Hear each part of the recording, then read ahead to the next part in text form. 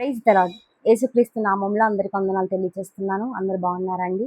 ప్రత్యేకంగా స్త్రీలందరికీ ప్రపంచ స్త్రీల దినోత్సవ శుభాకాంక్షలు తెలియజేస్తున్నాను. స్త్రీ మహాశక్తి అయినది. అందుకే దేవుడు స్త్రీకి గృహ నిర్వహణ అధికారాన్ని ఇచ్చి ఉన్నారు. మరి స్త్రీల మీద అనేక బాధ్యతలు ఉంటూ ఉంటాయి.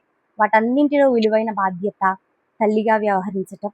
ప్రతి తల్లి తన బిడ్డల పట్ల, వారి పెంపకం పట్ల ఒక ప్రత్యేకమైన శ్రద్ధను కలిగి ఉండాలి. 100 మంది ఉపాధ్యాయుల కంటే ఒక తల్లి గొప్పది. ఒక భక్తుడు ఏమంటున్నారనంటే, ప్రతి తల్లి వారి బిడ్డలకు ఒక ఉపాధ్యాయురాలిగా ఉండాలి, ఒక బోధకురాలిగా ఉండాలి.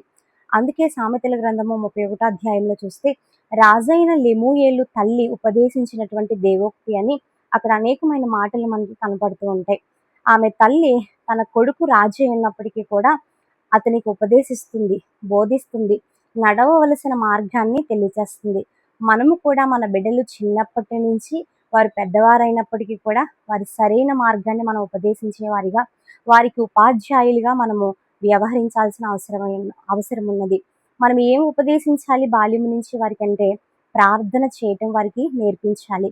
మనం ప్రార్థించే తల్లులుగా ఉండి వారికి కూడా మనం ప్రార్థన నేర్పించినట్లయితే వారి భవిష్యత్తు అందంగా మారుతుంది. దేవుని వాక్యం చెప్తుంది, సియోను కుమారి రేయి మొదటి జామున లేచి నీ పసిపిల్లల ప్రాణము నిమిత్తమై ప్రార్థన చేయమని.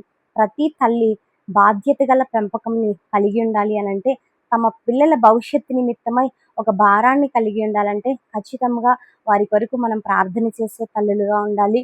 వారికి ప్రార్థన నేర్పించే తల్లులుగా ఉండాలి. మనం నేర్పించిన ఆ ప్రార్థనే వారి భవిష్యత్తుకు గొప్ప పునాది ఉన్నది. ఆమేన్.